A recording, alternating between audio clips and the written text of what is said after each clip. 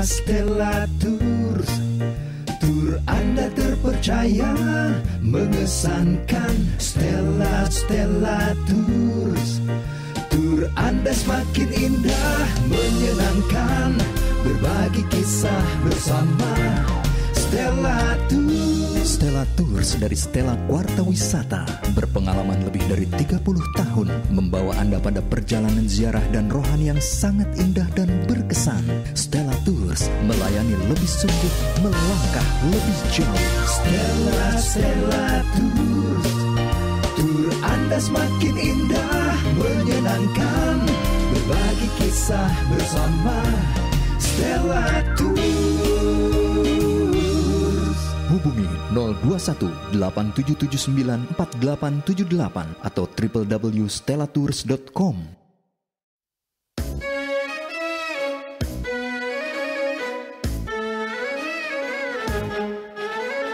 Blessing from the promised land, blessing from the promised land, blessing from the promised land.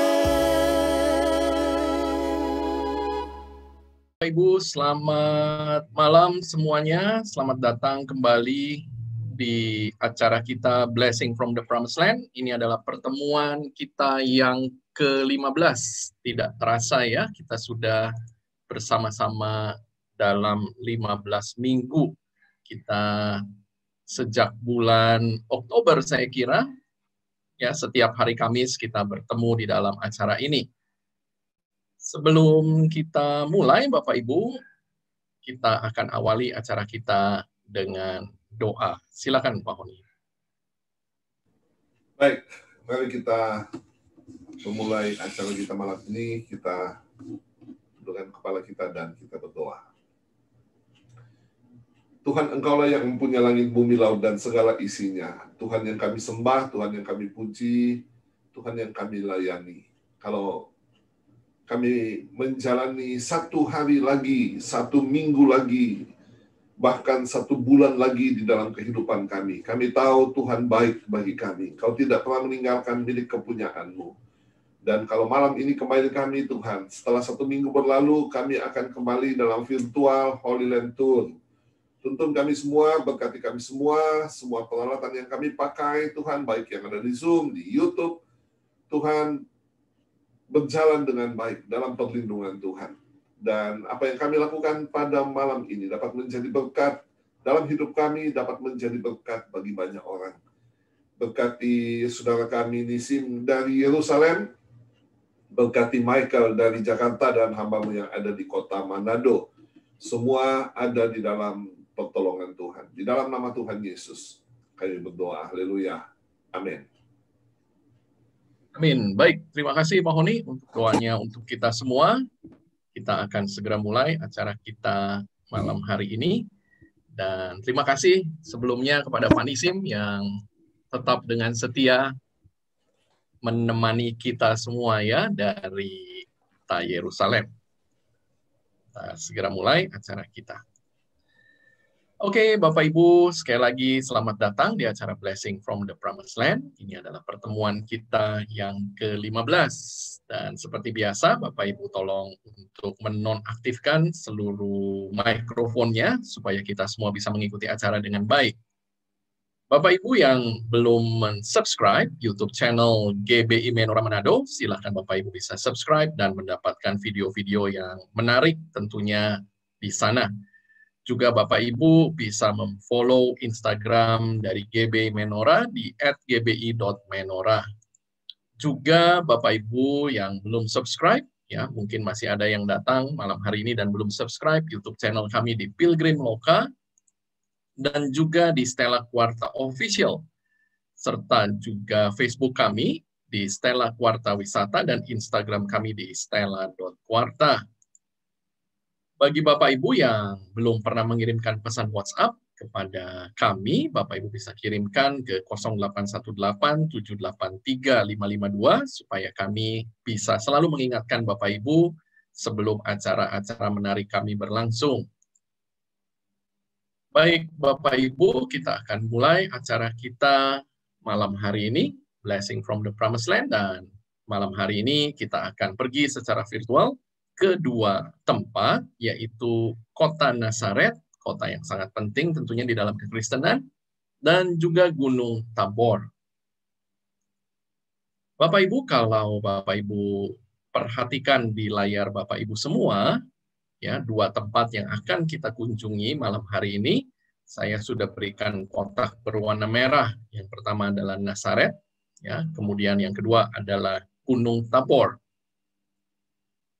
Kalau kita berjalan dari kota Tiberias, ya, umumnya di dalam perjalanan ziarah kita bisa bermalam baik di kota Tiberias ataupun belakangan ini kita suka bermalam di kota Nazaret, ya, tergantung dari situasi dan kondisinya.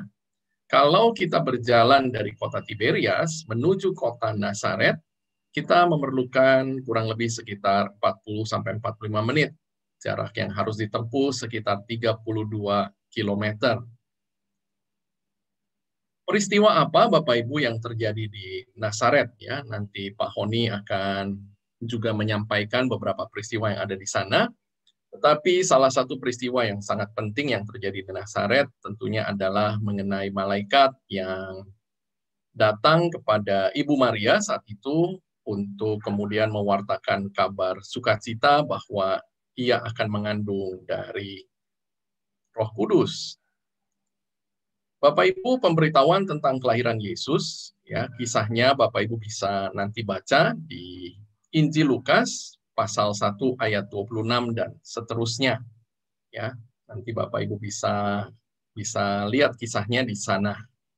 Ya, saya coba sampaikan saja secara singkat kisahnya yang tadi sudah saya sampaikan, ya, mengenai malaikat yang datang kepada Maria dan mewartakan kabar sukacita. Sebuah basilika yang besar atau gereja yang besar, Bapak Ibu, yang namanya adalah Basilika Kabar Sukacita, kemudian dibangun di kota ini. Yes. Michael, boleh kembali ke slide sebelumnya? Boleh, Pak. Yang ini atau yang sebelumnya, Pak? Ya ini, baik. Saya tertarik dengan kalimat ini, saudara-saudara, seperti yang Michael sudah sampaikan bahwa ketika the messenger, ya, pembawa pesan dari surga mendatangi Maria yang ada di Nazaret, dan perkataan malaikat itu mengatakan Roh Kudus akan turun atasmu dan kuasa Allah yang Maha Tinggi akan menaungi engkau. Salah satu terjemahan Inggris kata menaungi adalah overshadow. Nah, ketika diterjemahkan, saudara-saudara, menaungi atau overshadow ini sesuatu yang ditutupi sehingga tidak kelihatan lagi aslinya. Ya, jadi sesuatu yang ditutupi, diselimuti, dinaungi, sampai yang dinaungi itu tertutup dan tidak lagi menampakkan identitasnya.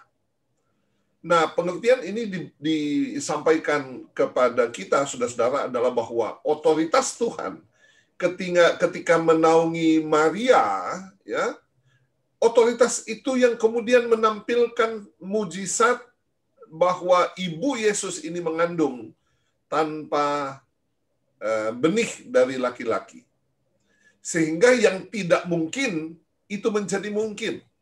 Yang mustahil menurut pengetahuan manusia, yang tidak masuk akal menurut pengetahuan manusia, menurut kodrat manusia, yaitu bahwa untuk seorang perempuan mengandung, dia harus mendapatkan benih laki-laki sehingga terjadi pembuahan dan melahirkan janin. Dan ketika kuasa dari tempat yang maha tinggi itu terjadi di dalam kehidupan Maria, maka yang tidak mungkin ini menjadi mungkin. Nah, itu sebabnya bahwa kelahiran Sang Juru Selamat, ya, dinaungi oleh Roh Kudus, atau Maria dinaungi oleh Roh Kudus.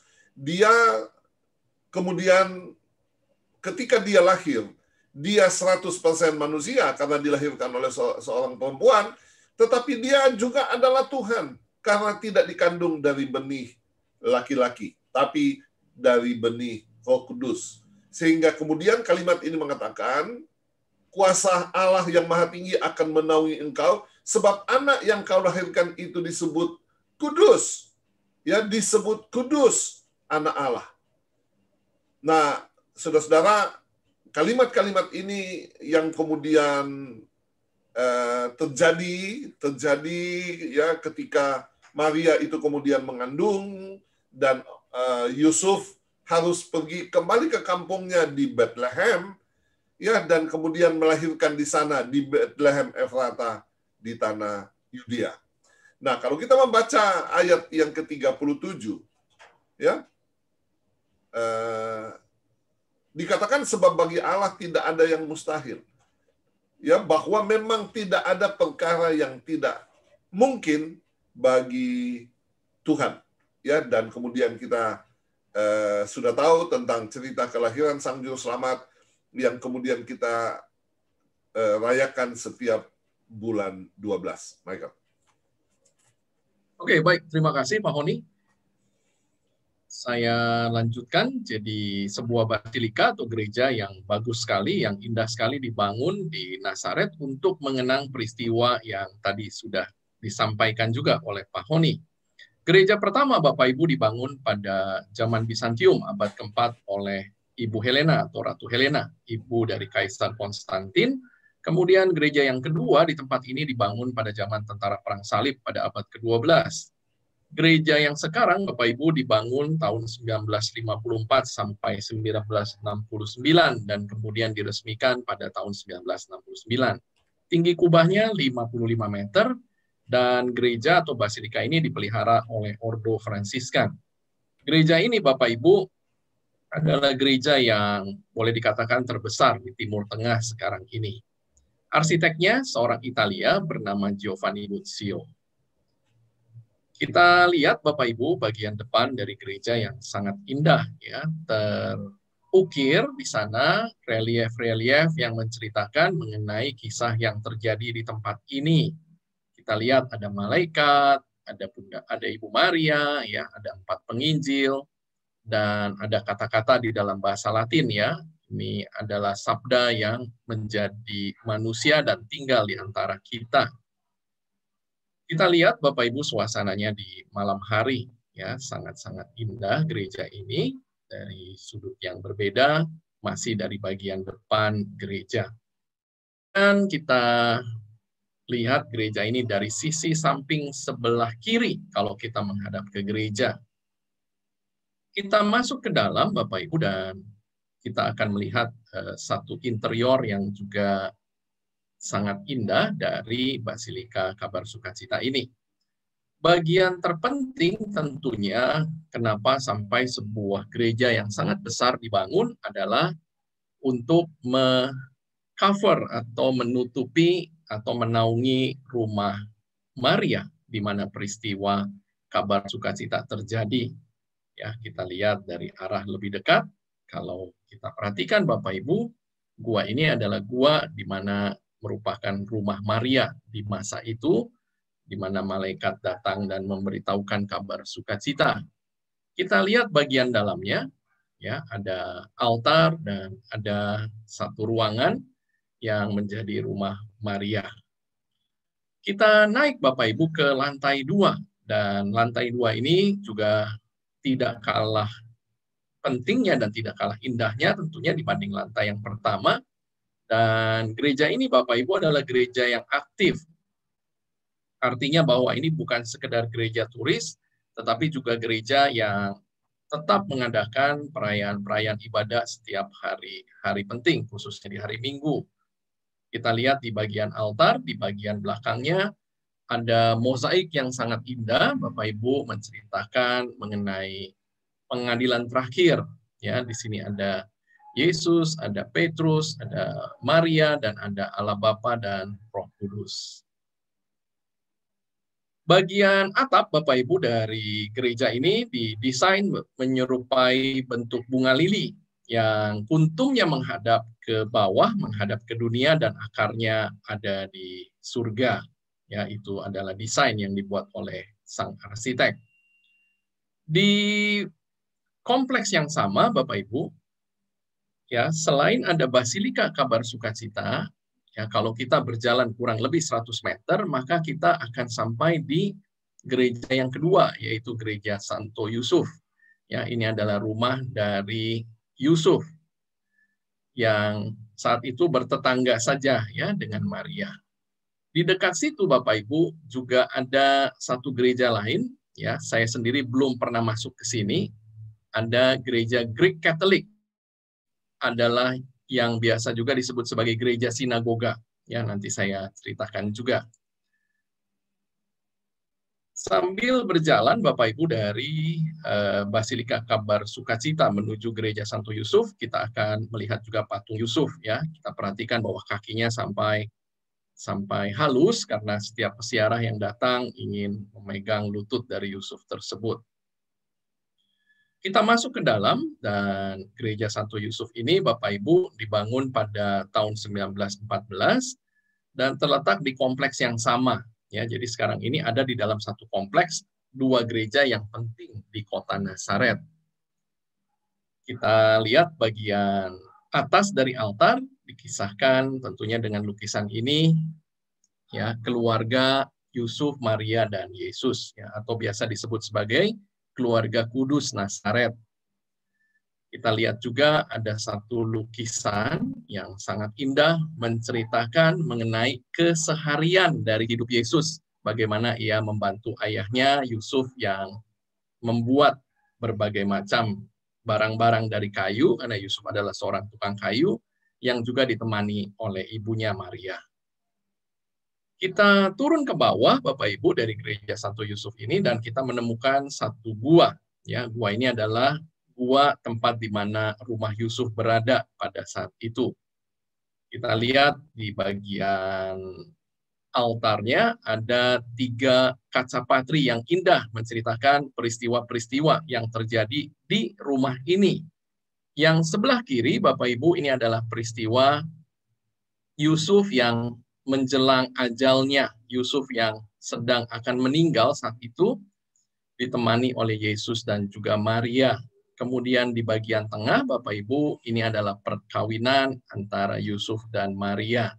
Sementara di bagian sebelah kanan, itu ada gambar yang menceritakan Yusuf yang mendapatkan mimpi dari malaikat untuk jangan meninggalkan Maria ketika ia tahu bahwa Maria hamil.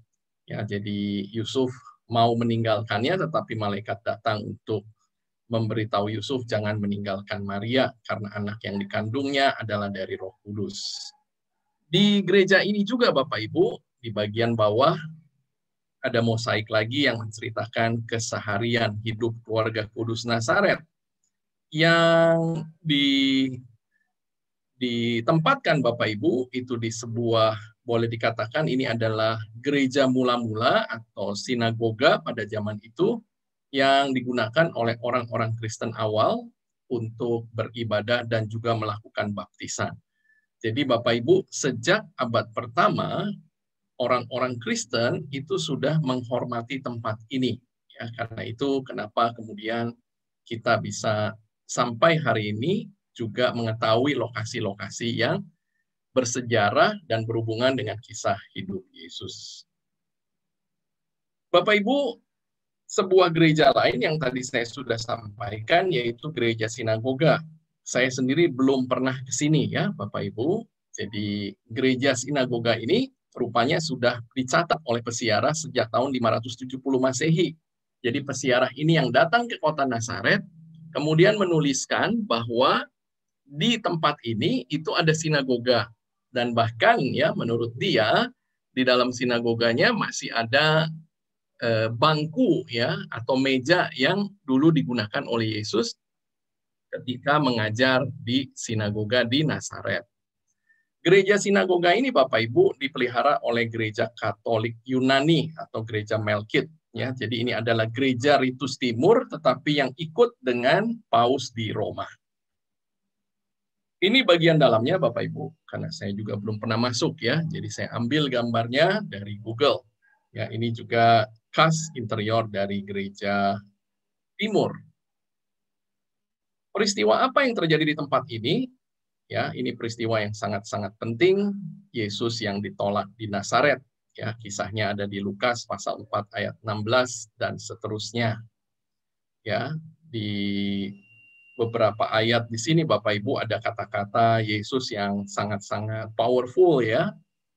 Di ayat 18 dikatakan Roh Tuhan ada padaku oleh sebab Ia telah mengurapi aku untuk menyampaikan kabar baik kepada orang-orang miskin dan Ia telah mengutus aku untuk memberitakan pembebasan kepada orang-orang tawanan dan penglihatan bagi orang-orang buta dan seterusnya. Ya, dan yang berikutnya Bapak Ibu yang membuat orang-orang yang ada saat itu di sinagoga ini marah adalah ketika Yesus bilang ya di ayat 21, pada hari ini genaplah nas ini sewaktu kamu mendengarnya. Ya, ini kisah yang sangat-sangat menarik yang juga terjadi di Nazaret ya dan juga penting. Karena inilah Bapak Ibu kemudian Yesus itu mau dilemparkan dari tebing ya, ia dibawa ke sebuah tebing gunung di tempat kota itu terletak untuk melemparkan Yesus saat itu dari tebing, tetapi ia berjalan lewat dari tengah-tengah mereka lalu pergi. Jadi setelah peristiwa ini Bapak Ibu, Yesus tidak pernah lagi ada di Nazaret dan ia kemudian pindah ke Kapernaum. Sebuah bukit Bapak Ibu yang dipercaya sebagai tempat di mana Yesus saat itu dibawa dan akan dijatuhkan itu adalah sebuah bukit yang namanya Bukit Jurang ya, kalau diterjemahkan dalam bahasa Indonesia atau Mount of Precipice. Terletak kurang lebih 2 km sebelah barat daya dari Nazaret dan tingginya 395 meter. Ya, saya sendiri mungkin baru sekali ke tempat ini ya, Bapak Ibu. Tetapi kita lihat pemandangannya sangat indah dari tempat ini. Ya, dan Pak Honi rupanya sudah beberapa kali datang ya. Jadi ini foto spektakuler juga menurut saya ya, dari suasana sore hari dan matahari yang pas sekali ya menyinari wajah dari Pak Honi ya, bagus sekali fotonya. Ya, kita lihat pemandangannya indah sekali dari Bukit Precipice ini ya. Umumnya Bapak Ibu kita tidak punya banyak waktu untuk bisa datang di tempat ini ya, karena itu juga kalau kita lihat ini udah menjelang matahari terbenam ya. Nah, ini pemandangan dari Bukit Precipice ini, ya, dan ini foto lagi dari Pak Honi, ya. Oke, Pak Honi, selanjutnya akan menyampaikan untuk peristiwa yang terjadi di Nazaret ini. Silakan, Pak Honi. Baik, Michael, thank you. Nah, kalau kita bicara tentang Nazaret, memang Nazaret hari ini ada dua ya, Nazaret atas dan bawah. Mungkin Pak Nisim bisa jelaskan dulu ini. Ya, ada dua kota Nazaret. Nazaret Bapak Ibu kota terbesar di Galilea dan Nazaret sekarang ibu kota Galilea. Kalau zaman dulu abad pertama, abad kedua, abad ketiga, zaman Romawi, ibu kota Galilea ada kota bernama Cipori, salah satu tempat yang menarik dan indah. So ada Nazaret di bawah dan Nazaret di atas. Nazaret di bawah itu kota tua yang orang Arab tinggal di situ, dan Nazaret di atas atau Nazaret Elit sekarang ganti namanya Nof HaGalil. Nazaret di atas pas sekarang tidak ada. Namanya tidak lagi Nazaret Elit atau di atas, tapi Nof HaGalil. Nof bahasa Ibrani artinya view atau pemandangan indah ya, pemandangan Galilea. Dan orang Yahudi tinggal di Nazaret yang di atas atau Nazaret Elit. Penduduk Nazaret dan sekitarnya kurang lebih 150.000 ya, kota terbesar di Galilea. Dan zaman dulu Bapak Ibu, kota Nazaret, kota kecil ya, atau kampung kecil. Masih bisa lihat kampung dari zaman Yesus yang ada sisa di bawah gereja Kabar Sukacita. Dan zaman dulu tuh kampung kecil, dari mana kita tahu kampung kecil dan karena kota besar, waktu Filipus ceritakan ke Nathanael dia dari Kana, Nathanael Bartolomeo, dia cerita ke Nathanael tentang Yesus, dan Nathanael bilang, apa yang baik bisa datang dari Nazaret? Artinya, tidak mungkin orang seperti Yesus akan datang dari kampung kecil, itu Nazaret. Tapi itu cerita lain Bapak Ibu di Kana dan Nazaret. Dan gereja yang gereja kabar sukacita, tempat di mana Bunda Maria menerima kabar gembira dari malaikat Gabriel. Tapi tidak terlalu jauh dari situ ada gereja Yunani Ortodoks.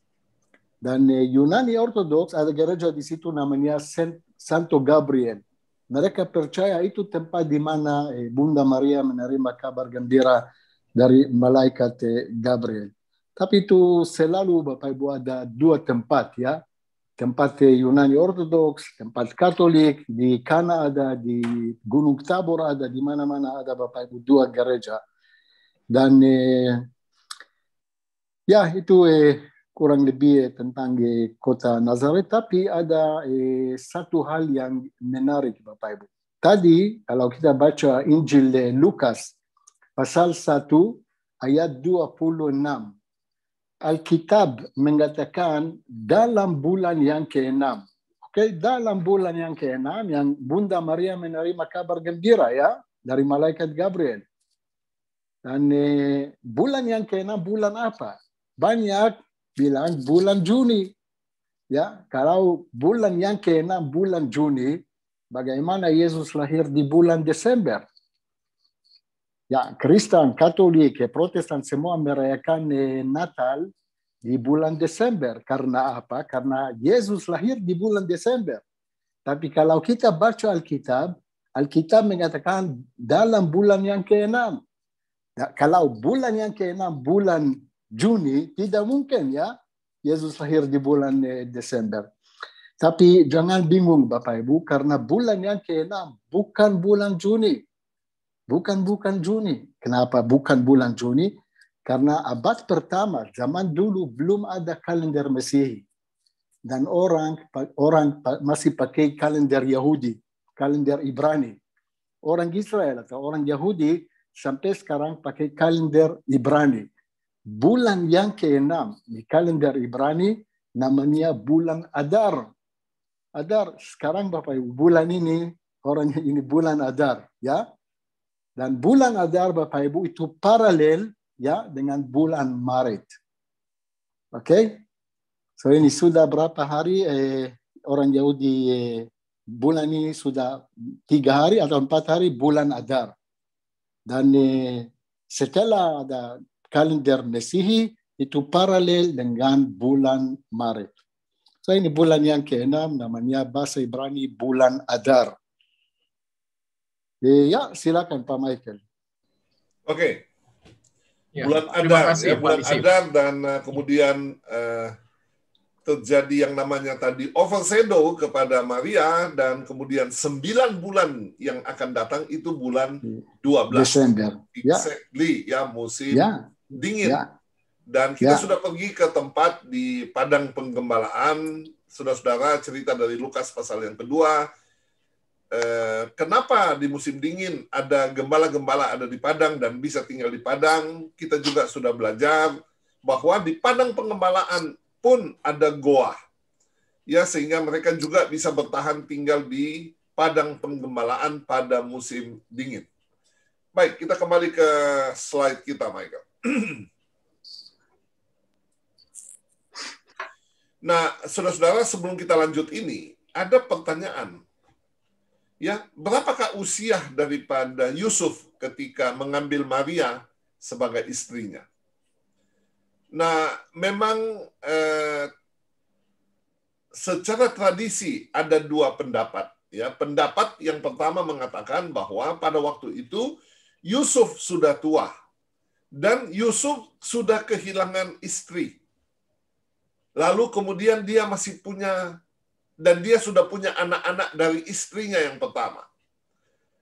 Jadi ketika dia menikah dengan Maria, Yusuf sudah tua. Tetapi saudara-saudara, Alkitab tidak menceritakan kita demikian. Nah, pendapat yang kedua mengatakan tidak mungkin Yusuf sudah tua. Karena bagaimana mungkin dia melakukan perjalanan pergi ke Bethlehem, dari Bethlehem dia melakukan perjalanan pergi ke Mesir, bagaimana mungkin dia bisa menjaga Maria dan Yesus ya di dalam perjalanan itu kalau dia sudah tua? Tidak mungkin. Dan dia tinggal di Mesir ya berapa tahun dan kemudian dia kembali ke Nazaret dan masih melanjutkan tugasnya atau pekerjaannya sebagai tukang kayu.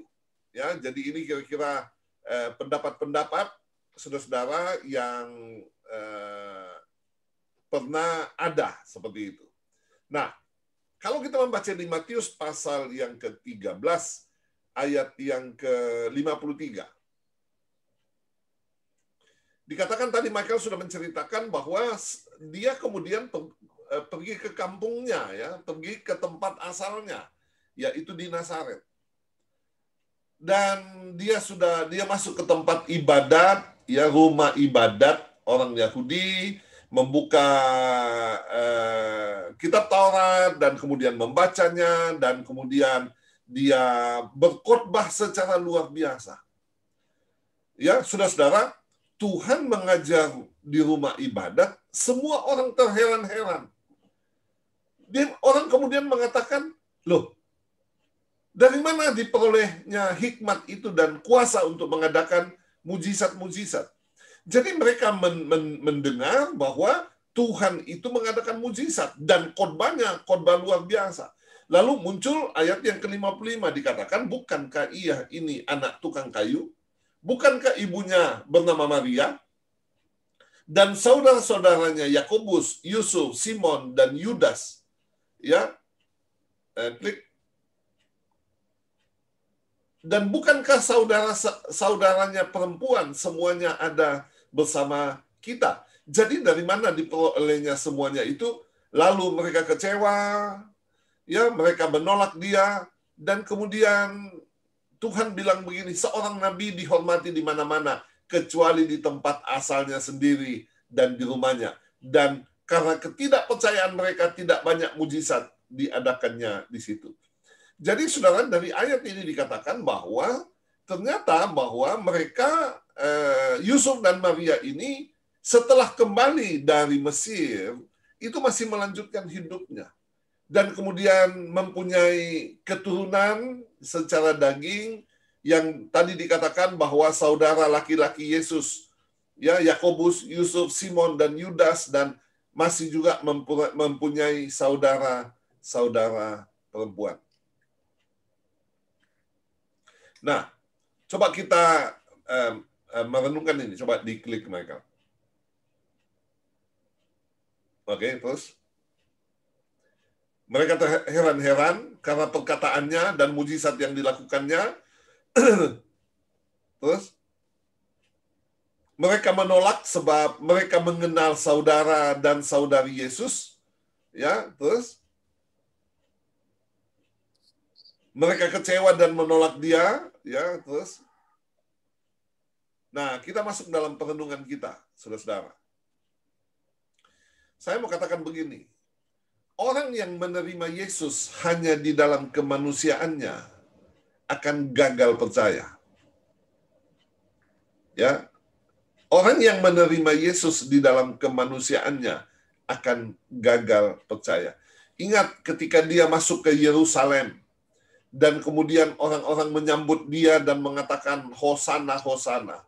Apa itu Hosana? Selamatkanlah jiwa kami. Saya sudah pernah menyampaikan ini. Dan kemudian mereka menyambut Yesus, mereka berharap bahwa betul-betul dia adalah Mesias yang akan melepaskan mereka dari penjajahan Romawi. Gagal. Ada juga yang mengatakan kenapa Yudas Iskariot menyangkal Tuhan. Pendapat itu ya, pendapat sudah ya. Pendapat itu mengatakan Yudas ingin melihat dia mendemonstrasikan kuasanya dan kemudian benar-benar mengalahkan, memanggil tentaranya dan mengalahkan yaitu penjajahan Romawi pada waktu itu. Jadi pendapat itu mengatakan, Yudas memang mengkhianati Tuhan, supaya harapan Yudas, kalau Tuhan Yesus ditangkap, maka dia akan mendemonstrasikan kuasanya. Saudara-saudara, gagal. Ketika para murid berjalan bersama-sama dengan Tuhan, mereka ribut di tengah jalan. Siapakah yang terbesar di antara kita? Bahkan istri Zebedeus, mama Yakobus dan Yohanes, datang kepada Tuhan dan dia bilang begini, Guru, kalau engkau datang sebagai raja, dudukkanlah anakku satu di sebelah kanan dan satu di sebelah kiri. Semuanya berbicara tentang kemanusiaan Yesus. Banyak orang gagal, saudara. Ya. Bahkan sampai hari ini, orang-orang tidak percaya. Mereka mengatakan Yesus adalah nabi. Yesus bukanlah Tuhan. Sehingga mereka gagal percaya. Klik.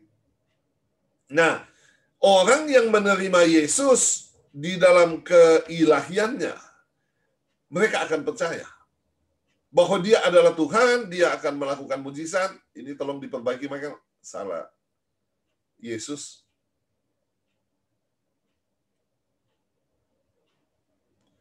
Ya, orang yang menerima Yesus di dalam keilahiannya sebagai Tuhan dan Juru Selamat, maka mereka akan percaya. Ya, Michael? No, ini kalimat, ini kata ini tolong ditambah S. Oh ya, oke. Sebentar ya, Pak. Ya. Saya stop share dulu. Jadi kalau hari ini kita menjadi orang percaya dan kita bermain logika dengan Tuhan, banyak orang gagal, saudara-saudara. Gagal untuk percaya. Memang dibutuhkan iman. Iman itu percaya apa yang tidak kelihatan. Makanya Rasul Paulus mengatakan, kami percaya bukan berdasarkan apa yang kami lihat, tetapi apa yang kami percayai. Ya, saya mengalami begitu banyak hal dalam hidup ini, saudara-saudara, yang mempercayai yang mustahil, mempercayai yang tidak mungkin. Tetapi ternyata ketika kita percaya apa yang tidak mungkin, Tuhan mendemonstrasikan otoritasnya. Sekali lagi saya mau katakan begini, berhentilah hanya mengandalkan logika di dalam mengiring Tuhan.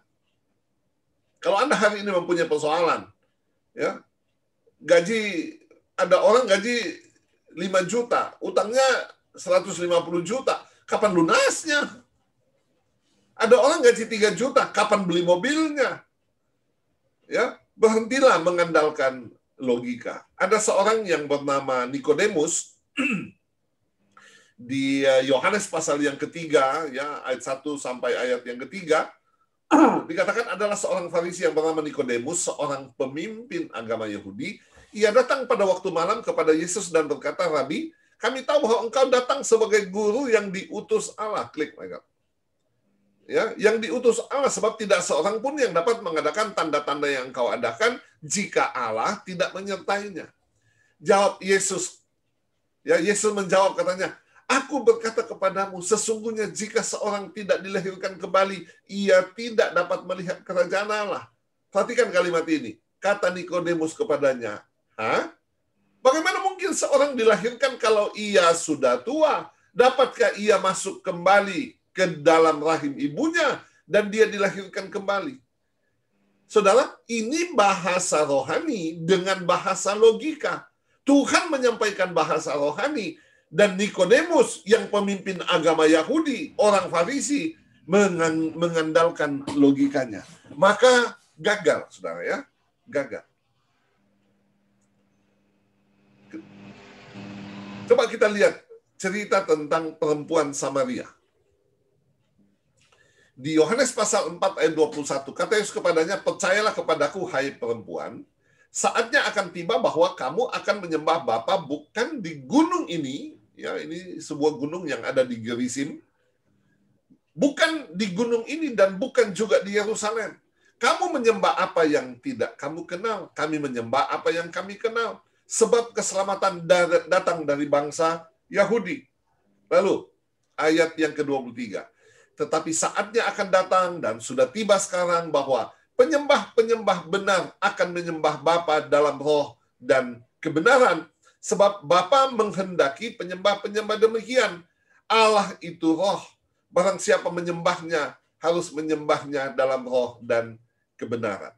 Ya, jadi perempuan ini, saudara-saudara, mengatakan tentang gunung, ya, tentang gunung, menyembah di gunung ini. Sebab orang-orang Samaria pada waktu itu tidak pergi ke Yerusalem. Mereka menyembah Tuhan di gunung, di Gerizim, dan orang-orang Yahudi menyembah Tuhan di Yerusalem, di Bait Allah.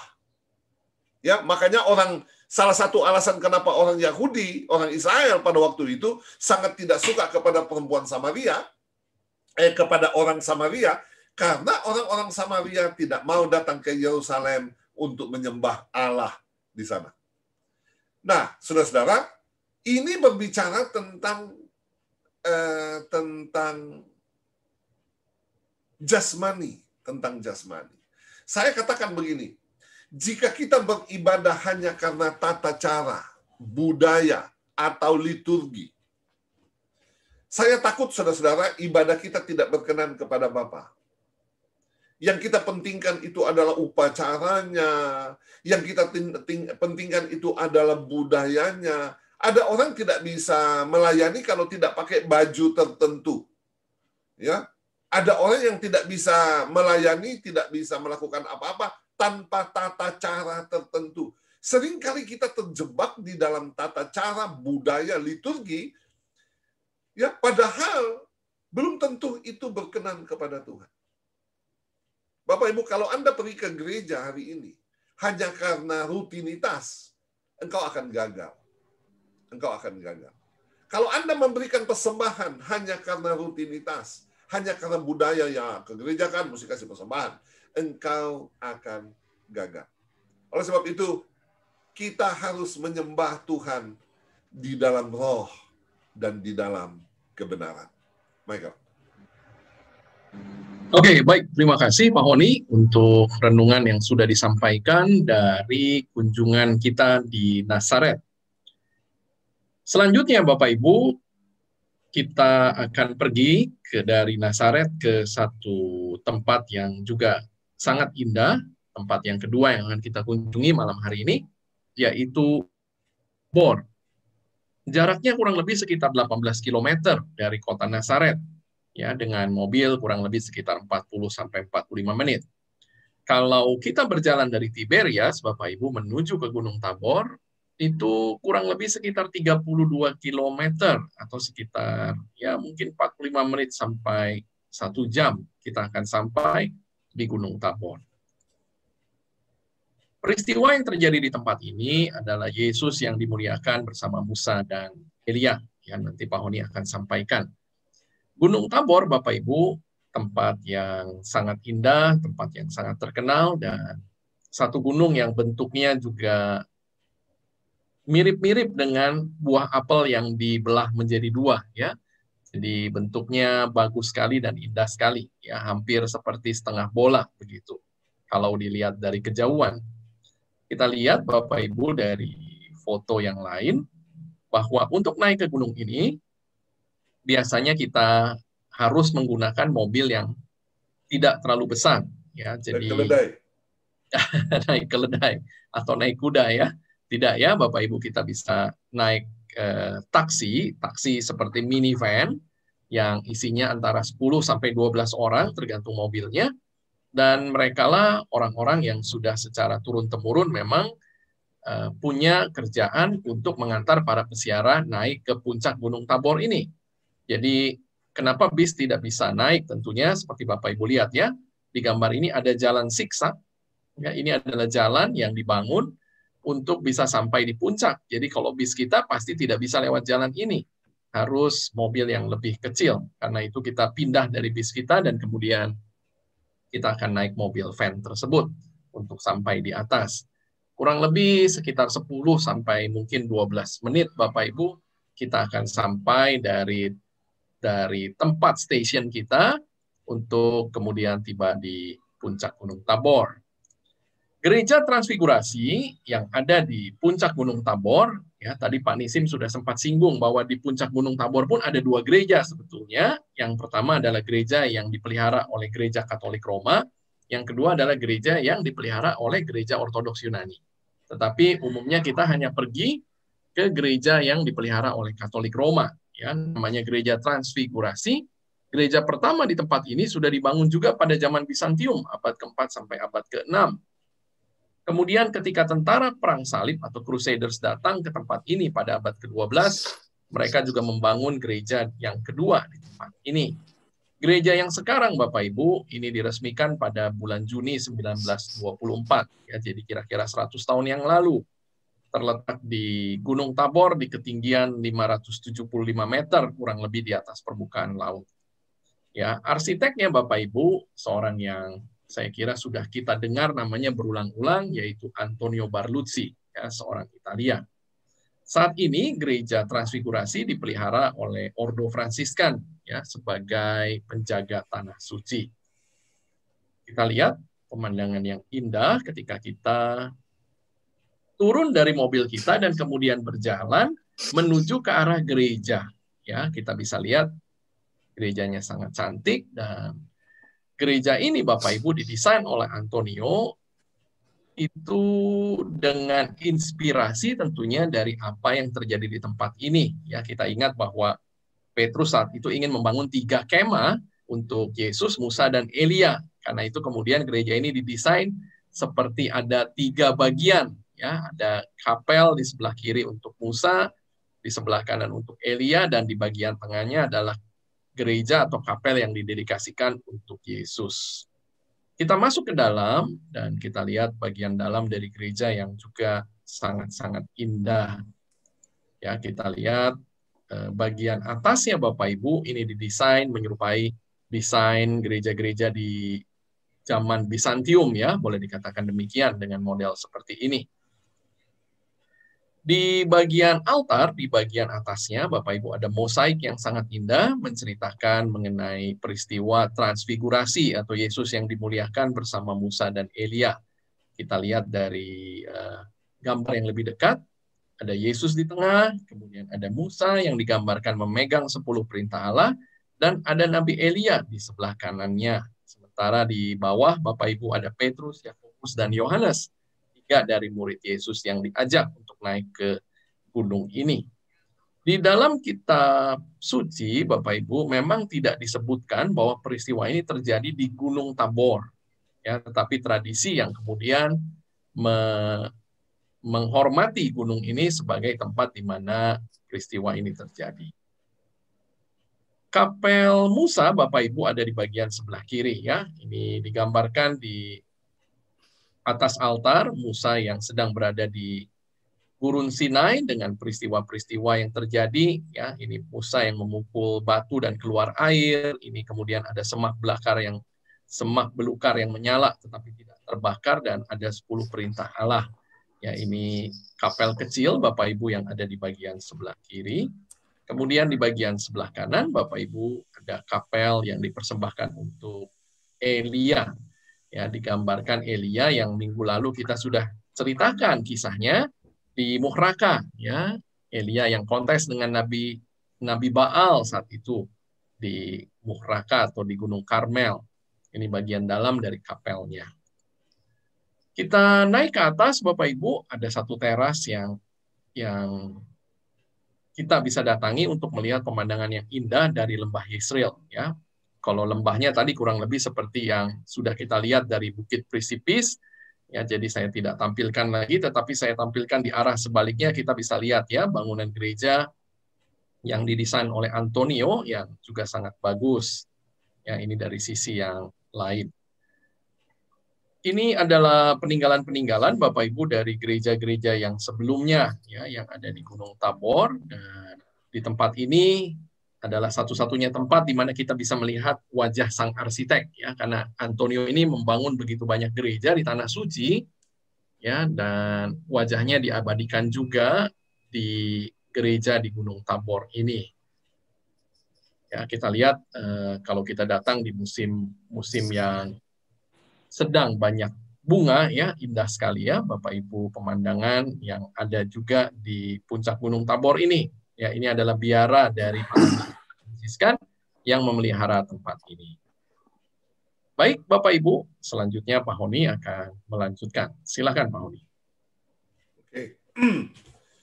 Nah, atau mungkin Pak Nisim dulu. Ya, oke. So, Gunung Tabor atau gereja di mana Tuhan Yesus dimuliakan di atas gunung dan dibangun oleh Antonio Barluzzi dan ada 3 kemah. Tapi Bapak Ibu, Antonio Barluzzi dia pintar. Kalau di dalam gereja, Pak Michael bisa lihat di tempat altar di mana ada lukisan Yesus dan Nabi Musa dan Nabi Elia itu di atas altar. Ini Pak. Ya, ini yang di atas tidak kelihatan, tapi di atas ada 2 jendela. Bapak Ibu, Antonio Barluzzi dia orang pintar karena tahu Katolik merayakan hari dimuliakan tanggal 6 Agustus. Siapa Michael? Hari dimuliakan tanggal 6 Agustus. Ya, 6 Agustus ya. Tapi Bapak Ibu, setiap tahun tanggal 6 Agustus, waktu matahari terbit. Ini jendelanya ada nih, jendela ada di atas nih. Ya, di atas ya. Ini ada dua. Ya, satu sebelah kanan dan satu di sebelah kiri. Bisa lihat? Ini Pak Nisim? Ya, exactly. Ya, exactly. Oh, oke. Bapak Ibu, setiap tahun tanggal 6 Agustus, waktu matahari terbit, matahari masuk lewat 2 jendela itu. Dan kenapa itu? Karena dicerita Alkitab mengatakan waktu Yesus dimuliakan, wajah Yesus bercahaya seperti matahari. Dan setiap tahun tanggal 6 Agustus matahari terbit dan masuk lewat 2 jendela Bapak Ibu. Itu hanya untuk 2-3 menit maksimal. Karena itu setiap tahun tanggal 5 Agustus banyak orang datang ke Gunung Tabor. Mereka duduk di gereja dan mereka menunggu sampai matahari terbit. Saya sudah pernah ke sana 2 kali, Bapak Ibu. Dan itu gereja dibangun oleh Antonio Barluzzi. Gereja Yesus dimuliakan di atas gunung. Dan yang seperti tadi Pak Michael sudah bilang, ada seperti 3 kemah, karena dicerita mengatakan ada 3 kemah. Kemah Yesus itu gereja utama, ya. Kemah Musa dan kemah Elia. Dan di mozaik yang ada di atas altar, silakan Pak Michael ya. Ya, ini di depan ya. Lihat, ini Yesus. Yesus di tengah, dia pakai itu jubah warna putih. Di sebelah kiri ada Nabi Musa, sebelah kanan ada Nabi Elia. Tetapi Bapak Ibu, Nabi Musa dia Nabi Musa ada di sebelah kanan Yesus ya. Di sebelah kanan Yesus dan Nabi Elia di sebelah kiri Yesus. Dan kenapa Nabi Musa di sebelah kanan? Karena Nabi Musa nabi yang paling penting di agama Yahudi Bapak Ibu. Itu minggu yang lalu sudah saya bicara tentang Musa dan Elia dan dia di sebelah kanan dan di agama Yahudi Bapak Ibu sebelah kanan lebih baik. Oke? Dari mana kita tahu ada berapa cerita yang di sebelah kanan seperti Tuhan Yesus bilang kepada murid-muridnya di Danau Galilea, tebarkanlah jalamu di sebelah kanan perahu. Kenapa sebelah kanan? Sebelah kanan lebih baik, lebih penting Bapak Ibu. Dan dari mana kita tahu? Ada bukti di kitab Mazmur, pasal 118, ayat 15 sampai 17. Sebelah kanan itu, ya nanti yang mau baca silakan. So ini gereja Bapak Ibu. Dan di bawah, di tempat altar, ada 2 kaca. Bisa tuh ada gambar yang di bawah Pak Michael? Di mana tempat altar? Ini saja Pak, saya tidak. Ini saja. Oke, anyway Bapak Ibu, di bawah ada di mana yang biasa Katolik merayakan misa, kalau grup Stella Quarta selalu merayakan misa di situ Bapak Ibu ada 2 kaca. Kaca yang sebelah kanan, ya, ada tangga batu yang turun. Dan kaca yang sebelah kanan itu sisa tembok dari zaman gereja dari zaman Bizantium abad keempat. Dan kaca yang sebelah kiri ada batu alam, itu tempat asli di mana Yesus dimuliakan di atas gunung. Oke, 2 kaca Bapak Ibu. Sebelah kanan sisa gereja dari zaman Bizantium, kaca yang sebelah kiri waktu kita turun ya, kaca yang sebelah kiri itu batu asli, batu alam dari tempat Tuhan Yesus dimuliakan di atas gunung. Ini Bapak Ibu gereja Katolik Ordo Fransiskan. Ya, silakan Pak. Iya, Pak Nisim tadi yang dimaksud dengan kaca ini, ya sebelumnya ya Bapak Ibu, jadi yang dimaksud Pak Nisim kalau kita turun ke bawah, Bapak Ibu bisa lihat mungkin karena saya tidak tampilkan fotonya, tetapi di sini ada kapel ya, di mana ada altar. Ini seperti Bapak Ibu lihat ada yang sedang merayakan misa, jadi kita nggak bisa dekat waktu itu. Ya, di bagian lantainya ya ada kaca yang diberikan satu lubang yang diberikan kaca, di mana kita bisa lihat tadi ada sisa dari gereja Bizantium dan ada juga batu karang puncak Gunung Tabor. Ya, itu yang disampaikan oleh Pak Nisim. Pak Nisim tadi yang dimaksud dengan jendela kaca ini, jadi waktu tanggal 5 Agustus gereja tidak tutup ya Pak? Boleh tinggal di dalam maksudnya? Orang mulai datang malam, mungkin tengah malam ya, sebelum matahari terbit. Banyak orang datang ya. Ya itu tidak tutup ya, tidak tutup ya. Orang datang untuk hari itu, dan mereka ya untuk hari itu ya, khusus ya. Dan orang di luar dan bikin barbecue di tempat di mana kita turun dari taksi, dari mobil ya. Ada ladang di situ orang barbecue, mereka makan dan merayakan. Lalu mereka masuk gereja, tidak bisa banyak, mungkin 200-300 orang bisa masuk gereja dan menunggu sampai matahari terbit. Tapi setiap tahun Bapak Ibu, exactly tanggal 6 Agustus matahari terbit itu luar biasa Bapak Ibu. Bisa lihat matahari masuk lewat 2 jendela dan lihat ada 12 lubang. Setiap jendela ada 12 lubang. Dan masuk itu seperti laser ya. Seperti pointer ya. Seperti pointer ya. Karena bagus ya Pak Nisim ya. Bagus Pak. Harus kalau lain kali kita akan menginap di Nazareth atau di Tiberias tanggal 5 Agustus, kita langsung ke sana. Let's go pagi-pagi. Ya. Ya, ini informasi baru ya buat saya Bapak Ibu. Jadi baru pertama kali juga ya saya mendengar mengenai hal ini. Oh ya. Ya, mengenai itu tadi tanggal 5 Agustus, 6 Agustus matahari terbit ya. Silakan Pak Oni. Jadi Gunung Tabor ya atau tempat yang tinggi, tempat yang paling tinggi yang ada di daerah Galilea. Nah, sekali lagi Tuhan Yesus berubah-ubah didampingi oleh Musa dan Elia, disaksikan oleh 3 murid, Yakobus, Yohanes, dan Petrus. Nah, ketika peristiwa ini terjadi, saudara-saudara, ya kita baca ayatnya dulu. 6 hari kemudian, Yesus membawa Petrus, Yakobus, dan Yohanes, saudaranya, dan bersama-sama dengan mereka, ia naik ke sebuah gunung yang tinggi, ya tidak disebut Tabor, tetapi satu-satunya tempat yang paling tinggi di daerah itu adalah gunung ini. Dan Tuhan Yesus berubah rupa, pakaiannya menjadi putih, bersinar seperti terang. Dan dikatakan tampaklah Musa dan Elia berbicara dengan dia. Nah, seperti biasa, saudara-saudara, Petrus itu langsung bereaksi. Kata Petrus kepada Yesus, Tuhan, betapa bahagianya kami ada di sini. Ya, baiklah, kami mendirikan 3 kemah, 1 untuk engkau, 1 untuk Musa, 1 untuk Elia. Ya, alangkah bahagianya kami berada di sini. Pelajarannya, saudara-saudara, suasana kerajaan Allah pasti mendatangkan ketentraman. Ya, kalau kita ada di dalam suasana kerajaan Allah, damai sejahtera itu ada, sukacita itu ada. Perenungan kita adalah, mari kita mengejar suasana kerajaan Allah.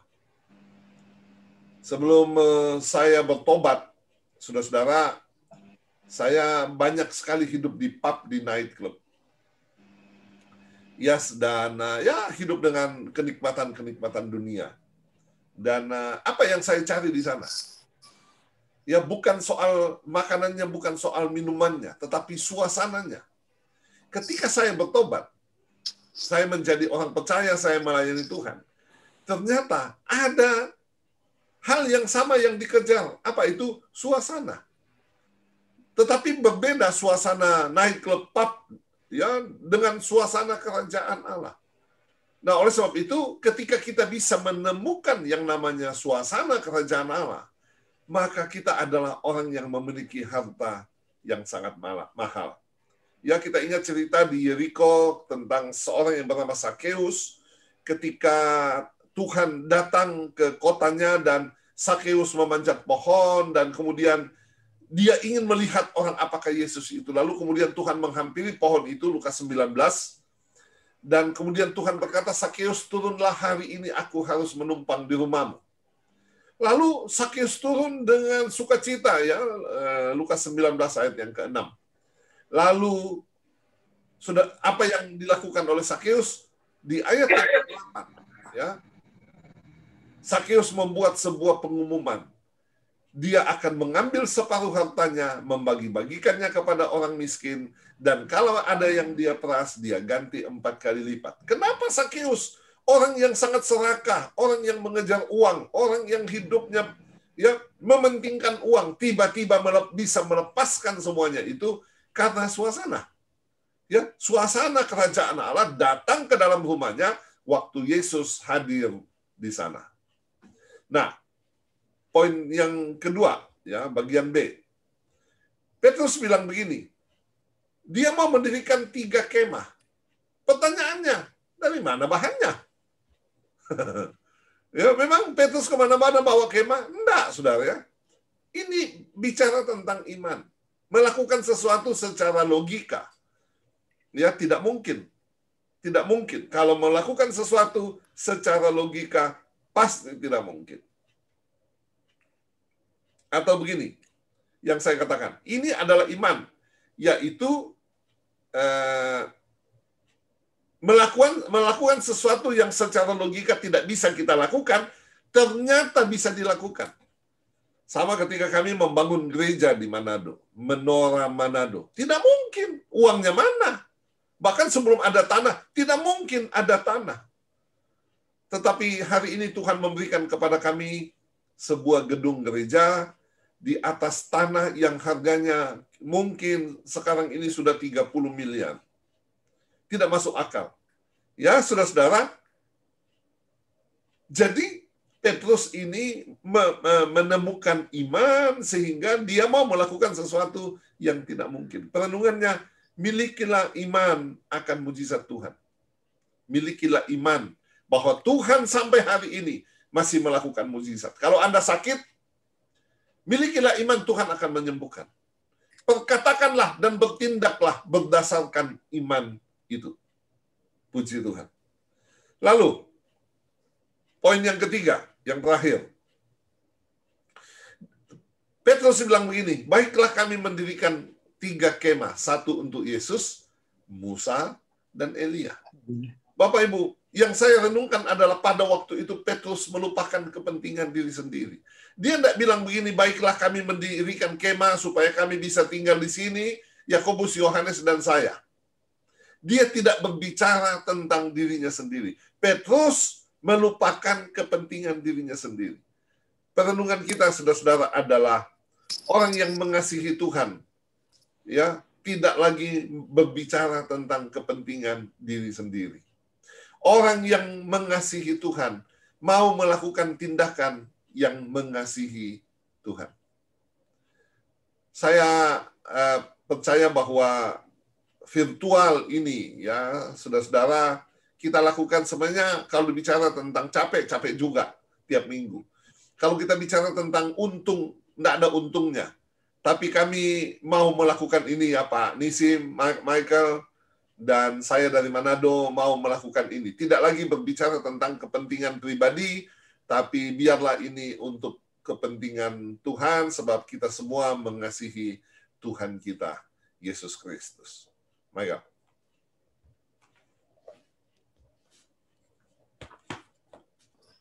Mike mute. Oke, baik Bapak Ibu, terima kasih Pak Honi untuk renungannya dari Gunung Tabor. Ya, sekarang Saya ingin membuka kesempatan untuk Bapak Ibu boleh bertanya. Silakan Pak Nisim. Ada sesuatu Bapak Ibu, kalau kita baca Injil Matius pasal 17 ayat 1, Alkitab mengatakan 6 hari kemudian, oke, 6 hari kemudian, so kita tahu dari kalau kita baca Matius, Injil Matius pasal 16, waktu itu Yesus berada di mana? Di kaki Gunung Hermon, di Banias. So kita tahu kalau jalan kaki dari Banias sampai ke Tabor itu 6 hari. Betul? 6 hari kemudian. Karena dari gunung itu jauh Bapak Ibu. Kurang lebih 70-80 kilo. So ini tempat di mana Yesus dimuliakan di atas gunung. 6 hari kemudian atau 6 hari mereka Yesus dan 3 muridnya jalan kaki dari dari Banias, kaki Gunung Hermon sampai Gunung Tabor. Ya, silakan. Kaisaria Filipi, ya. Karena ada 2 Kaisaria, Kaisaria Maritima, Kaisaria yang di laut, dan Kaisaria Filipi atau Banias. Ya, kalau nama yang benar itu Panias, bukan Banias. Ya, Dewa Pan, ya. Dewa gembala-gembala, ya. Sebab orang Arab tidak bisa bilang P. Ya, mereka bilang D. Kalau mereka mau terbang ke Pompei di Italia, mereka mendarat di Bombay di India. Ya. Oke, Pak Nisim, kalau tadi mengenai Sipori ya, Sipori itu sama sekali tidak dikisahkan saya kira ya di dalam Alkitab. Padahal waktu zaman itu ibu kotanya Galilea ya Pak. Ya, tapi itu kota ada yang campur Yahudi dan Kristen tinggal di situ ya, atau Romawi ya. Tapi itu ibu kota Galilea ya. Karena tahun 55 sebelum Mesihi, Gaius dari Roma dia bilang kota Kaisaria akan ibu kota Galilea. Dan di tempat Sipori tempat menarik karena Rabi besar, Rabi Yehuda Hanasi, dia kepala Sanhedrin. Ya, Sanhedrin itu hukum rohani zaman dulu, ya. Dan mereka pindah dari setelah Bait Allah kedua dihancurkan oleh Titus, itu Sanhedrin 71 orang, Bapak Ibu, mereka pindah ke kota Yavne, dari Yavne ke Usha, dari Usha ke Shfar'am, dari Shfar'am Bet She'arim, dari Bet She'arim ke Tzipori. Dan di Tzipori tahun 210 Rabbi Yehuda Hanasi dia tutup ya kitab Mishnah. Dia seal itu tidak bisa tambah atau tidak bisa ya. Itu kitab Mishnah salah satu kitab yang paling suci di agama Yahudi ya. Itu di tafsiran 613 perintah yang ada di agama Yahudi. So kota Tzipori kota indah ya karena ada di situ ratusan mozaik ya, dan ada di situ mozaik, salah satu mozaik namanya Mona Lisa dari Galilea. Yang kemarin saya sudah kirim Pak Michael ya, Mona Lisa dari Galilea. Dan ya kota Tzipori Bapak Ibu itu datang dari nama burung karena itu tempat tinggi ya, dan orang Bizantium tinggal di situ orang Crusaders atau orang perang salib tinggal di situ juga. Tapi tempat yang indah itu dekat Bapak Ibu Kana dan Nazaret, 5-7 kilo dari Kana, 10 kilo dari Nazaret. Ya. Sipori ya. Sipori. Oke. Pak Nisim sudah ke Sipori ya? Sudah ya. Minggu yang lalu. Ya, dengan grup. Minggu yang lalu ya. Saya dengan teman saya dari Klub Harley. Tapi saya pernah ke sana berapa tahun yang lalu ya. Saya bawa grup ke situ ya. Tapi jarang yang grup Indonesia pergi ke Sipori. Ya, oke. Terima kasih Pak Nisim. Silakan Bapak Ibu kalau ada yang ingin ditanyakan, boleh membuka mikrofonnya ya, supaya bisa langsung bertanya kepada Pak Nisim dan juga Pak Honi. Silakan.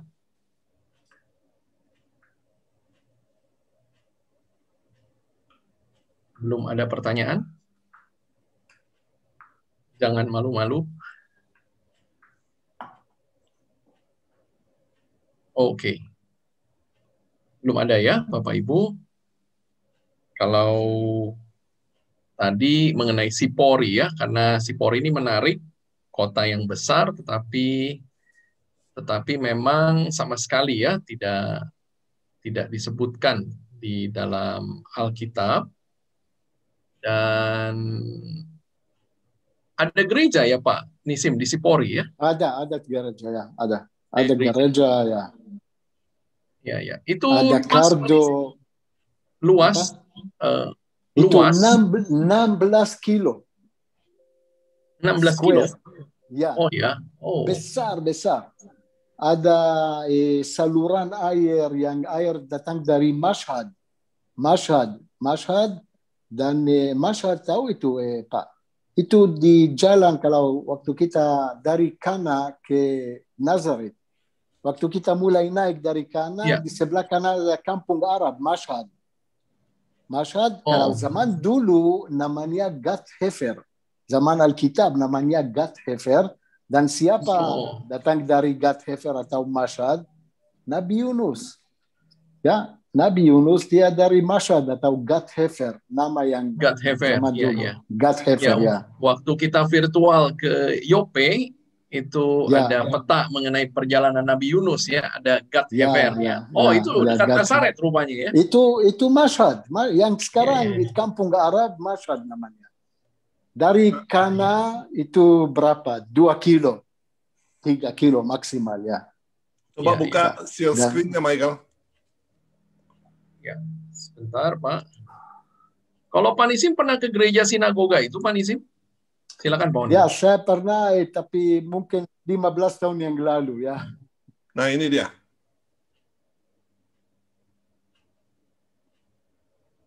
Betul ya? Apa Pak? Ini. Oke. Ini Sipori kan? Ya, Sipori ya Pak. Oke. Ini Nazaret, ini Sipori. Tiberias. Ya. Saya sudah ke sini, Michael. Sekarang. Sipori. Ini kampung Tavor. Tabor ya ini. Kfar Tavor ya. Tavor ya, itu kampung atau desa Tavor. Ya. Oh, Bet-Shean di sini ya. Ya, Bet-Shean itu di bawah Pak, di lembah, mulai lembah Yordan atau lembah Bet-Shean. Ya. Ya, saya pernah mungkin 1 kali saja ke Bet-Shean. Pak Honi belum ya? Itu juga belum. tempat ini yang bagus. Aja, kan? Ya, ini ibu kota, bukan salah satu dari Bet-Shean, 10 persekutuan. Ibu kotanya Dekapolis ya. Ibu kotanya Dekapolis ya. Ya. Dekapolis ya. Deka itu 10 polis, ya. 10 kota ya. Ibu kota 10 kota ya. Karena ada 10 kota di situ di sebelah Yordan dan ya Dekapolis namanya. Iya. Dan Bet-Shean juga terkenal karena zaman Yunani dan Romawi, orang Yunani lalu orang Romawi juga merayakan Hari Dewa Anggur ya. Hari Dewa Anggur mereka pernah merayakan di Bet-Shean. Dewa Anggur namanya Dionysus. Di Sipori ada banyak mozaik tentang Dionysus, Dewa Anggur. Ya. Dionysus namanya. Itu dari Nazaret berapa lama? Dari Nazaret? Ya. Nah, kalau tidak ada macet, ya oke, yang biasa ada macet di Nazaret. Setengah jam, Pak. Kalau dari Sipori ke Kana, 15 menit. Oke. Nanti bulan 9 kita ke sana ya. Ya, itu dekat, itu jalan nomor 77, itu jalan Tiberias dan Kana ya. Oke, kalau kita ke Sipori bikin apa? Oh, bagus Pak. Di jalan lihat Kardo, Dekomanus, gereja, benteng dibangun oleh orang perang salib, dan paling menarik dan itu di mozaik yang ada di situ, ya. Ya, Ada kebab? Ada sinagoga, kebab? Ya. Ada. Tapi berapa lama Pak Nisim perlu kunjungan di Tripoli? Minimal 2 jam, Pak. Minimal 2 jam. Tidak bisa ya. Waduh. Tidak ada tempat, tidak ada tempat di mana kita bisa lihat dari bis gitu, Pak. No, dari bis tidak bisa. Harus turun dan jalan. Ya. Itu berarti pintu masuk dan pintu keluarnya berbeda? Sama. Yang sama ya, Pak. Ya. Oh. Tapi ada pintu masuk dan ada tempat parkir. Tempat parkir, turun dan harus jalan, Pak. Ya, tidak ya, bisa. Ya. Atau rekam video dan bisa lihat di bis. Kalau gereja sinagoga, kenapa kita jarang sekali bisa masuk ya, Pak Nisim ya? Kenapa jarang? Gereja sinagoga itu buka selalu? No, itu tidak selalu buka, harus cek dulu, Pak. Oh. Ya, karena jarang orang pergi ke sana. Tapi kalau lain kali, kalau bulan September, saya cek mungkin kita bisa masuk ke gereja sinagoga. Di mana tuh gereja sinagoga? Itu dekat, sedikit Pak. Dekat. Naik dari Basilika, Pak. Ya. Ya. Sedikit naik saja. Yang tadi kuning itu ya? Iya. Ya. Oke. Ya, itu tempat Yesus baca kitab Yesaya, Pak. Oh. Ya. Ya, itu tempat penting sekali sebetulnya. Iya. Iya. Lebih penting dari rumah Yusuf loh. Semua penting, Pak. Semua penting. Tapi yang paling penting di situ itu adalah toilet. Menurut orang lain Masawi.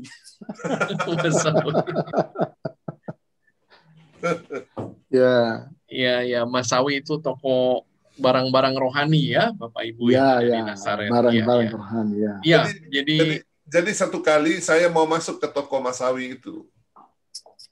Jadi saya langsung ke toiletnya. Excuse me, this is for group. Out.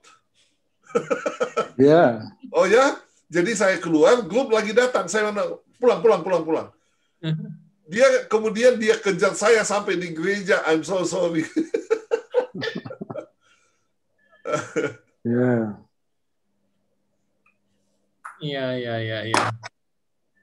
Oke, ada pertanyaan mungkin Bapak Ibu, silakan kalau ada yang ingin ditanyakan dari kunjungan kita malam hari ini di Nazaret dan juga di Gunung Tabor, ya.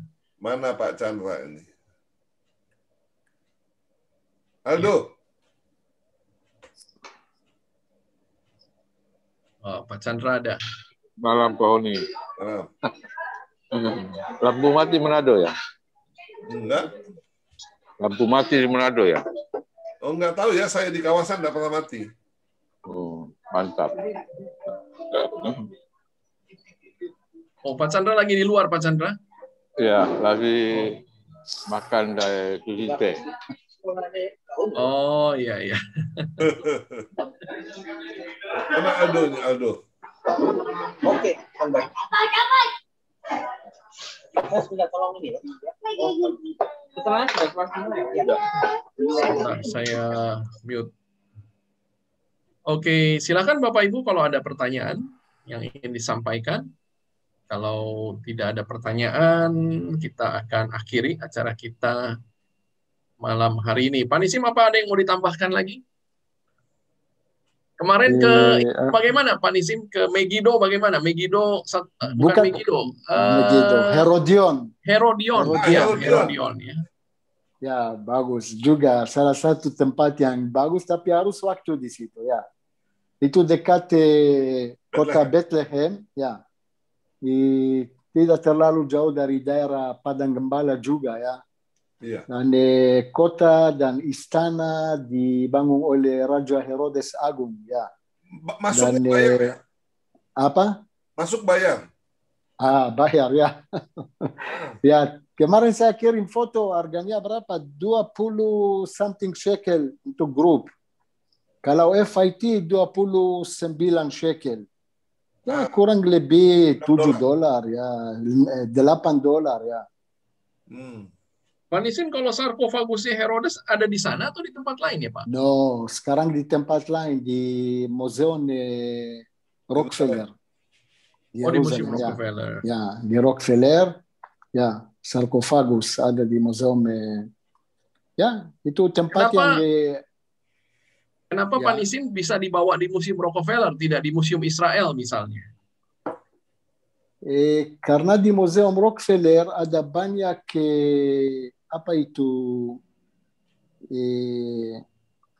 excavation dari mana-mana di Museum Rockefeller. Ya. Karena itu antiquities authorities, ya.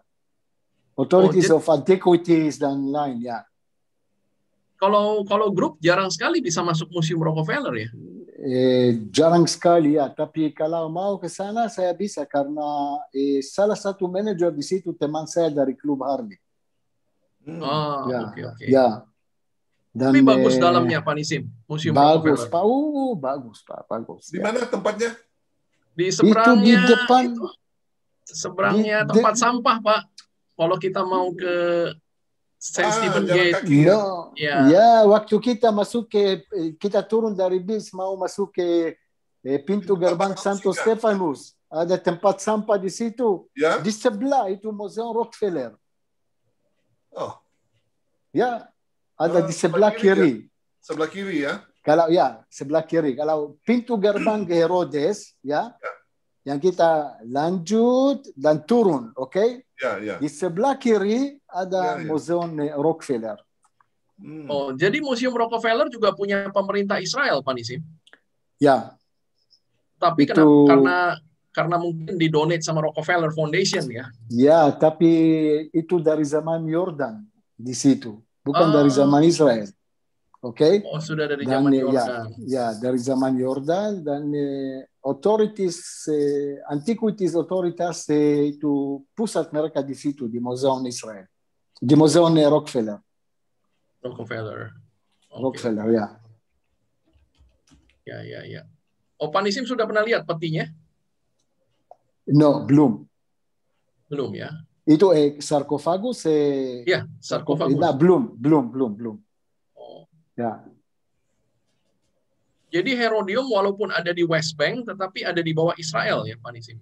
Ya, sekarang di bawah Israel, itu di daerah B, tapi itu dari zaman ini ya? Yordan, ya.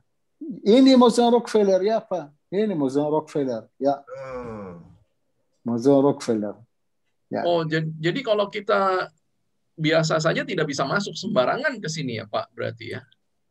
Bisa masuk ya. Kalau grup itu jarang yang grup masuk ke Rockefeller ya. Harus koordinasi dulu dan gratis Pak. Gratis. Oh gratis. Ya. Gratis. Kalau gitu gratis kita jalan berapa kali? Kita ambil 2 Pak. Kalau gratis. Pak Michael seperti Nabi Musa ambil 2. Gratis kita ambil 2 kalau gitu. Ya. Oke. Catat Michael. Iya.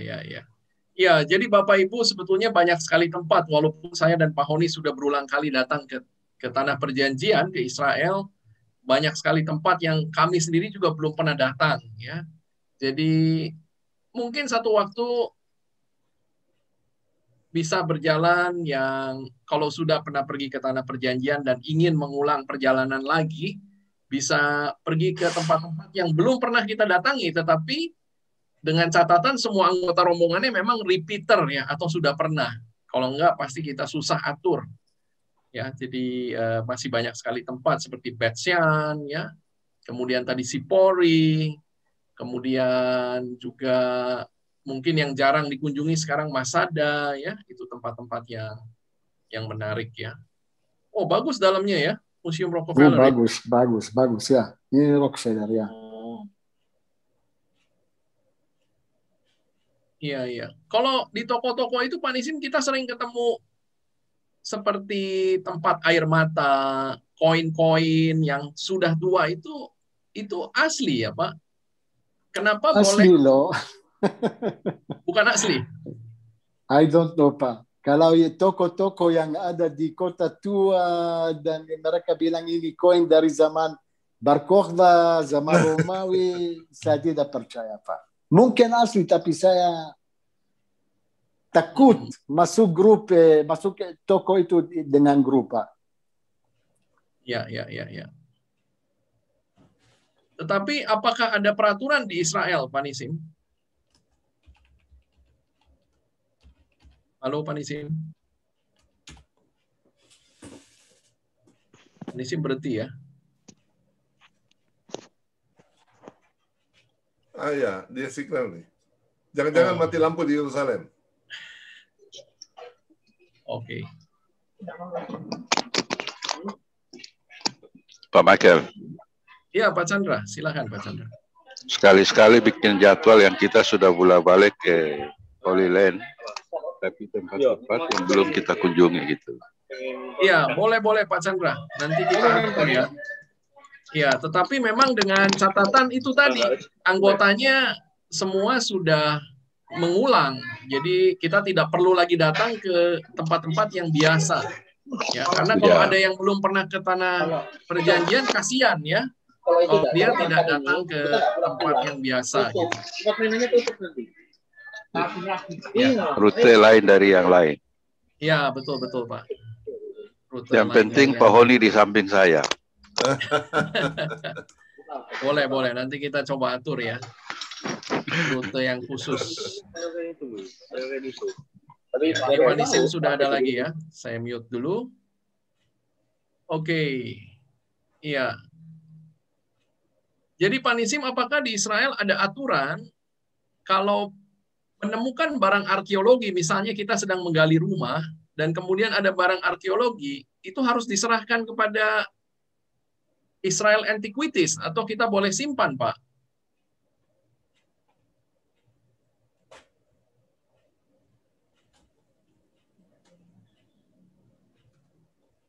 Halo, Pak Nisim? Oh, tidak bisa ya. Halo. Ya, Pak Nisim, apa dengar pertanyaan saya? Ya. Itu kalau ditemu sesuatu antiquities dari zaman dulu harus kasih otoritas, antiquities otoritas. Oh, ya, tidak boleh disimpan, Pak. Tidak boleh sama sekali. Ya. Di penjara ya? Nggak tahu, tapi tidak boleh itu ya. Tidak boleh ya. Ya. Ayo Michael, kita pergi gali Yerusalem, Michael. Kenapa, Pak? Kita pergi menggali kota Yerusalem. Menggali kota Yerusalem. Ya Bapak Ibu, kalau kita dengar kata tel, ini Pak Nisim pernah sampaikan juga, tel, ya seperti Tel Aviv. Tel itu adalah bukit yang bekas artificial. Ya. Jadi kota diruntuhkan, dibangun, runtuh, dibangun. Lama-lama dia jadi tel, jadi bukit. Nah, kota-kota tua ya seperti yang ada di tanah perjanjian ini tentu banyak sekali di bawah tanah itu peninggalan-peninggalan sejarah yang luar biasa.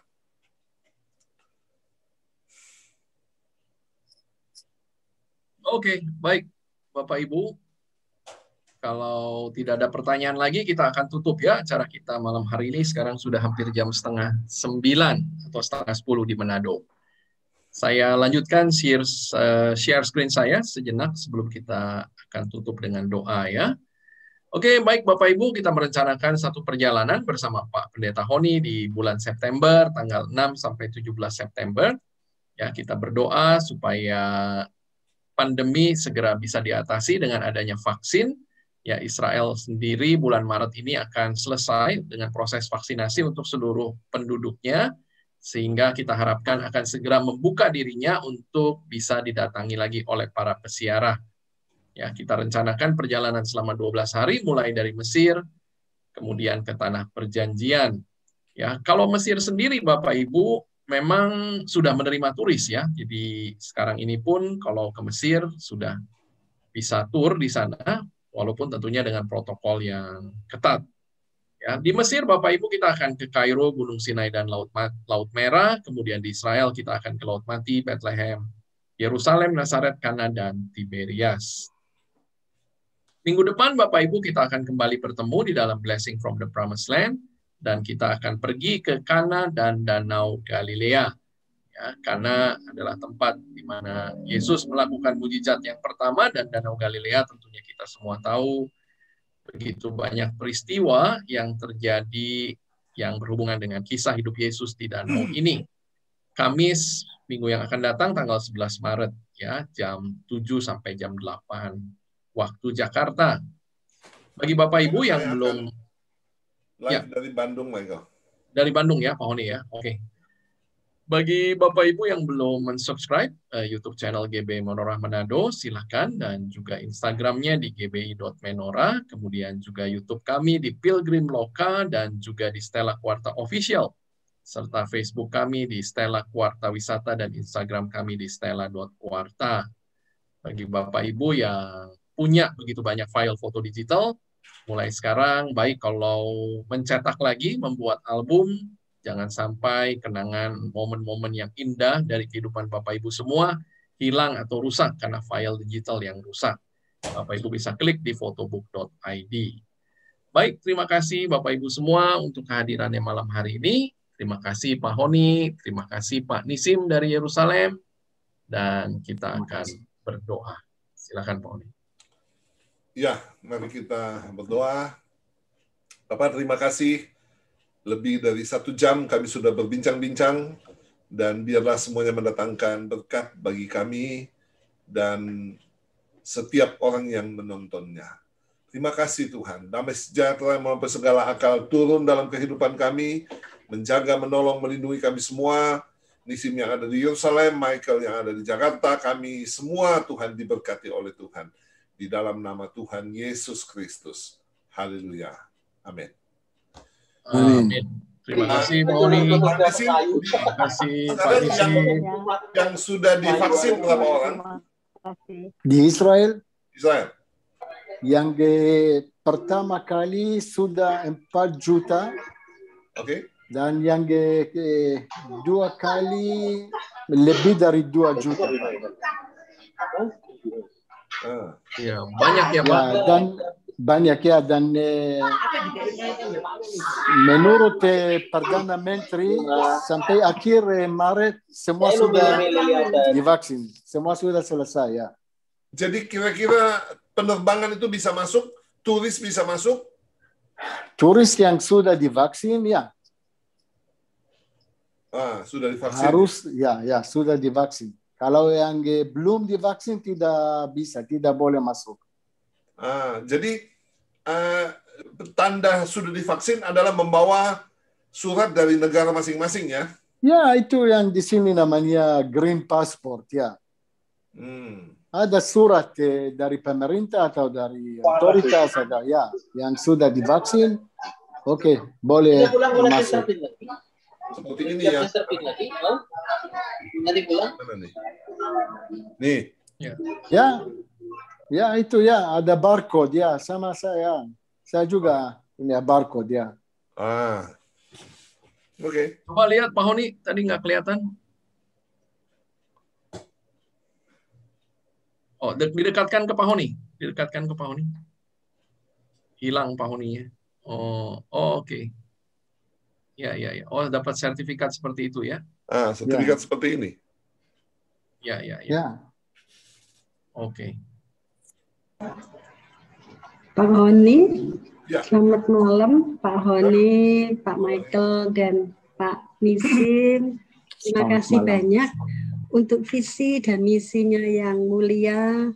Semoga September boleh mengunjungi Holy Land. Semuanya aman, semuanya senang, semuanya tenang kalau sudah vaksin ya. Iya. Ya. Amin Bu Wahyu. Ya. Amin. Berdoa. Amin. Semuanya. Saya dari Manado mungkin sudah ada 10-an orang yang bilang mau ikut. Iya, mestinya banyak yang mau ikut ya, karena sudah tertunda begitu lama. ya saya kira begitu nanti dibuka akan banyak sekali orang yang bisa juga pergi ke tanah perjanjian ya. Kita berdoa. Mereka bilang mau naik sepeda motornya Pak Nisim. Pak Nisim, hotel-hotel aman enggak Pak Nisim? Apa? Hotelnya di sana gimana? Aman atau enggak nginep? Aman. Semua aman di sini. Ya. Hanya datang ke sini Ibu ya. Ayo. Iya. Silakan daftar dulu dan bulan September kita ke Haifa juga. Yope. Ya. Rumah Simon penyamak kulit. Java Pak Nisim. Java, iya. Java ya. Petra lagi. Petra itu di negara Yordan, bukan Israel ya. Oh iya. Nah. Semuanya terkesan Pak Nisim tempatnya. Iya, Pak Nisim, apakah di Yope masih boleh bis berhenti di tempat yang biasa? Boleh. Boleh ya. Tapi yang biasa selalu penuh di situ. Ya, penuh ya. Susah ya. Oke, tapi masih boleh. Dekat toilet di situ ya. Iya, di mana ada pemandangan indah ya. Yang biasa kita ambil foto kota Tel Aviv dan yang itu di mana Daud, yang di belakangnya Michael ya. Ya. Oke deh. Oke, baik Bapak Ibu. Sudah malam. Terima kasih sekali lagi untuk semua. Ibu Yohana, apakah ada yang ingin ditanyakan? Tadi Ibu Yohana mute. Ibu Yohana di unmute dulu. Ibu Yohana bisa klik unmute mungkin kalau mau bertanya. Belum. Bu Yohana masih mute. Bu Yohana, boleh diklik gambar mikrofonnya. Ya, ada gambar di sebelah di bawah. Ya, silakan Bu. Ya. Kalau tadi sebagai syarat harus sudah divaksin, bagaimana kalau yang tidak boleh divaksin? Seperti saya itu tidak boleh divaksin. Saya tidak tahu, di Israel juga ada berapa yang tidak boleh divaksin. Tapi Ibu sabar, masih ada waktu sampai bulan September. Ya, mungkin sampai ya. Jadi sekarang diharapkan kan kalau sudah ada herd immunity itu tidak harus semua divaksin. Dan saya tidak boleh karena saya menderita autoimmune disease. Jadi memang dokter saya itu tidak boleh. Oke. Ya, saya kira nanti kalau situasinya sudah lebih normal, Bu Yohana, mungkin mereka akan hilangkan juga ya bahwa harus semuanya, karena tetap bagaimanapun ada yang tidak bisa divaksin ya. Tetapi ya kita tunggu Ibu, karena masih terlalu terlalu awal ya. Ya. Ketika COVID sudah berlalu, tentu tidak berlaku lagi vaksinan. Gitu. Ya, sama-sama. Terima kasih Bu Yohana. Baik Bapak Ibu, sampai jumpa minggu yang akan datang. Sekali lagi terima kasih untuk semuanya, Pak Honi, Pak Nisim, Bapak Ibu semua, baik yang hadir lewat Zoom maupun YouTube. Sampai jumpa Kamis yang akan datang. Selamat malam. Terima kasih Pak Michael. Terima kasih semuanya. Terima kasih Pak Honi, Pak Nisim, Pak Michael. Selamat sama-sama. Terima kasih. Selamat istirahat.